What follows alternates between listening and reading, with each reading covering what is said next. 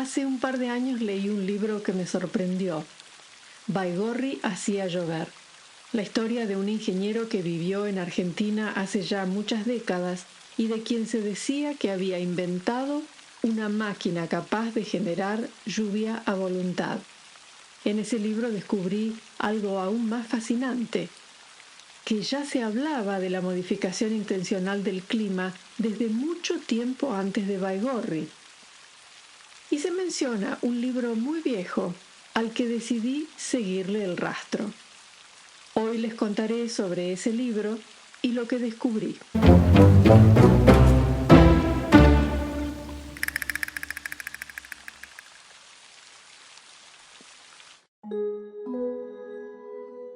Al principio pensé que por lo antiguo y desconocido que es, encontrarlo sería una misión imposible.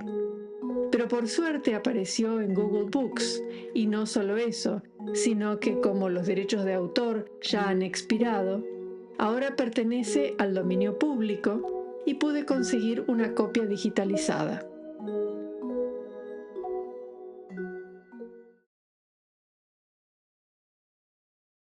Pero antes de entrar de lleno en el tema, les cuento dónde estoy y por qué elegí este lugar como punto de partida.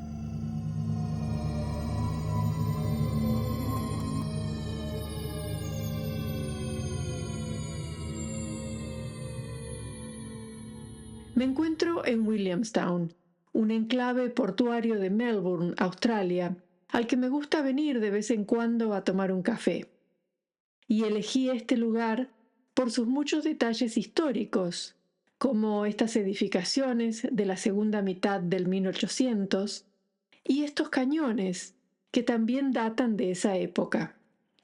Porque todo esto me ayuda a imaginar cómo era la vida en el momento en el que se escribió el libro del que hablaremos hoy. Y los cañones me parecieron más que apropiados, porque el título del libro es precisamente La guerra y el clima. Cuando los cañones de Williamstown se encontraban en su lugar original y estos edificios recién se estrenaban, al otro lado del mundo,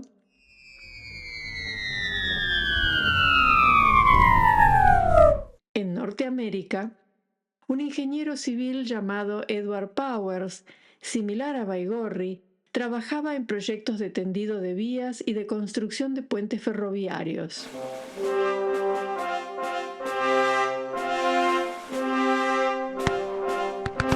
En los Estados Unidos se había vivido recientemente una guerra, conocida como la Guerra de Secesión o Guerra Civil, un conflicto que duró 4 años y dejó marcas profundas en el país.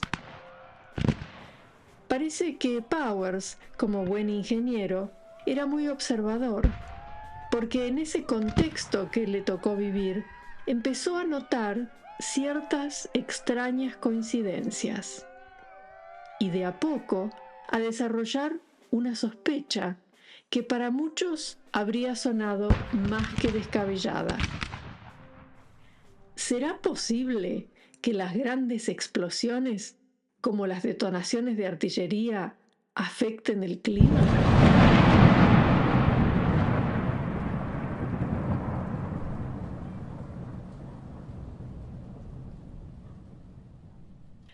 No sabemos exactamente cómo surgió su sospecha, pero lo que sí sabemos es que Powers no se limitó a una intuición vaga. Se dedicó a investigar. Llenó cientos de páginas de notas.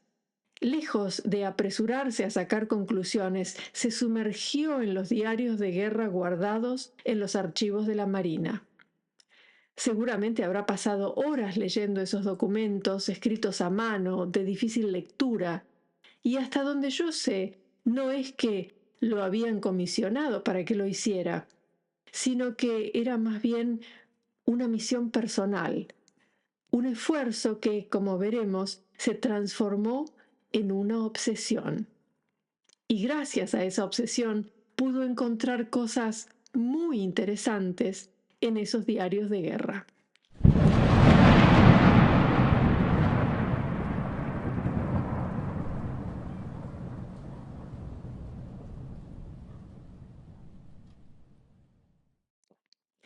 Los diarios contenían información invaluable.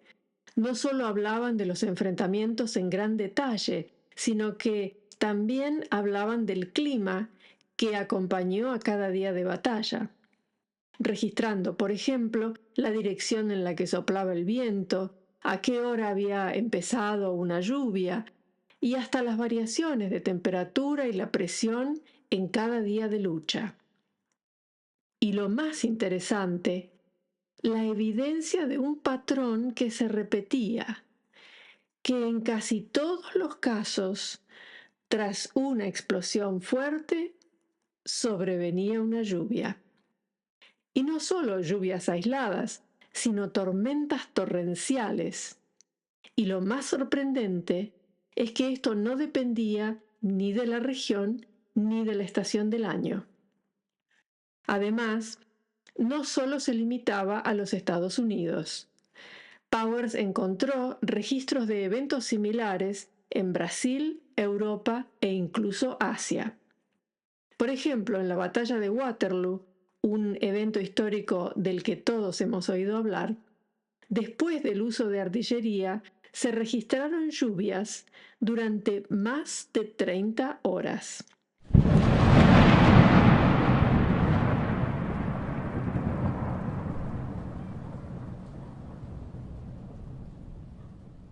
Powers también recurrió a fuentes directas, contactándose con oficiales de la Marina por correspondencia.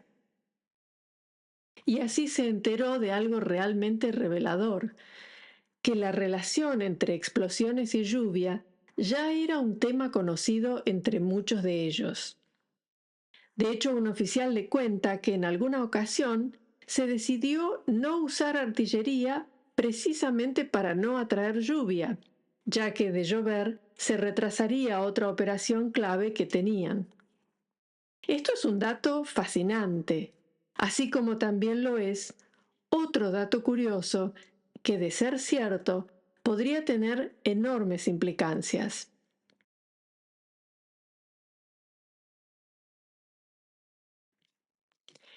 Ese dato curioso es que aparentemente las explosiones de artillería pesada no solo afectarían las lluvias, sino que, de acuerdo a Powers, también podrían influenciar la formación de tornados. Solo que en este caso, generando condiciones desfavorables para su formación, o sea que, de ser cierto, se podrían prevenir tornados y toda la destrucción que implican. Y como ejemplo, cuenta que durante los 4 años que duró la Guerra Civil en Norteamérica, no se registró ningún tornado en el país, lo cual en sí es muy atípico.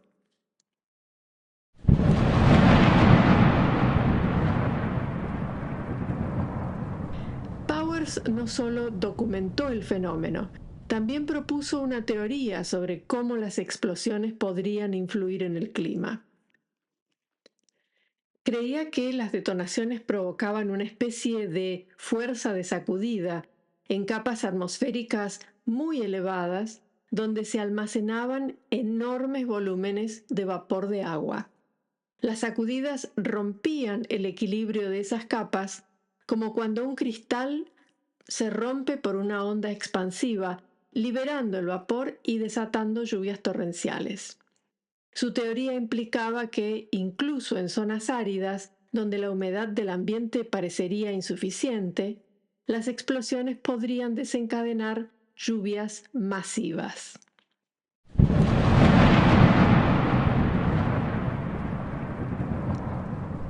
El libro de Powers se publicó en Chicago en 1871 y, lamentablemente, esa fue la primera y la última edición, porque poco después un gran incendio que causó estragos en la ciudad entera destruyó las placas de impresión. Sin embargo, Powers no se rindió. Contra viento y marea continuó compartiendo sus ideas a través de artículos y conferencias e incluso abogó ante el Congreso para que se investigara más a fondo este tema. Powers veía el potencial de esta teoría, pero también entendía que si se desarrollaba la tecnología para modificar el clima, Era necesario regular su uso de manera estricta. Las implicaciones para la agricultura y la economía serían gigantescas, pero también peligrosas si caía en las manos equivocadas. Todo esto pasaba en el siglo XIX. La pregunta ahora es, ¿qué ocurrió entre aquel entonces y nuestros días? ¿Dieron fruto los esfuerzos de Edward Powers? ¿El Congreso investigó el tema? ¿Se desarrolló alguna tecnología a partir de esa primera semilla? A primera vista, parecería que no. La manipulación del clima es vista hoy en día más bien como una curiosidad, un tema marginal, casi conspiranoico. Sin embargo, basta observar el clima y mirar al cielo para empezar a albergar nuevas sospechas.